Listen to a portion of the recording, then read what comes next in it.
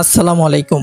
আশা করি সবাই ভালো আছেন। আজকে আপনাদেরকে দেখাবো গ্রামের পুকুর থেকে কিভাবে দেশীয় পদ্ধতিতে এবং দেশীয় জাল ব্যবহার করে কিভাবে মাছ ধরা হয়। বৈশাখ মাসে যখন গ্রামের পুকুর এবং জলাশয়ের পানি শুকিয়ে আসে তখন গ্রামের মানুষ মাছ ধরার জন্য একটা উৎসব মুখর পরিবেশ তৈরি করে এবং সবাই মিলে, ছেলে বুড়ো সবাই মিলে মাছ ধরা যে আনন্দ মুখর পরিবেশটা সেটাই আজকে তুলে ধরার চেষ্টা করব এবং মাছ ধরার যে বিশেষ বা গ্রামীণ পদ্ধতিগুলা সেগুলাই আজকে আপনারা দেখতে পারবেন। বড় জালটার নাম হচ্ছে ধর্মজাল, অনেকে টানা জাল বলে, অনেকে টাক জাল বলে, বিভিন্ন দেশে বিভিন্ন নামে পরিচিত।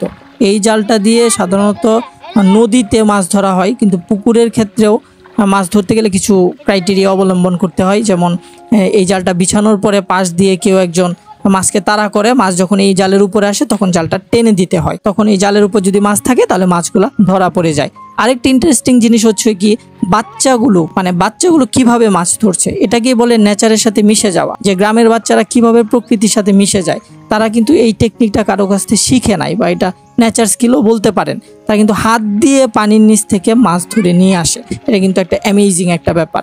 এবং আরেকটা জিনিস দেখেন যে বাঁশের একটা চুঙ্গা অথবা অনেক জায়গায় অনেক নামে চিনে, এইটা হচ্ছে কি একটা আমাদের খুব দেশীয় একটা প্রযুক্তি।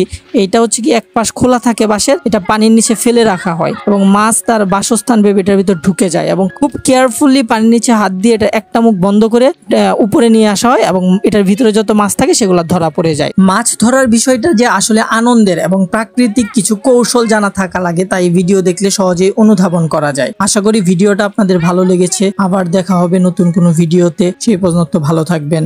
আল্লাহ হাফেজ।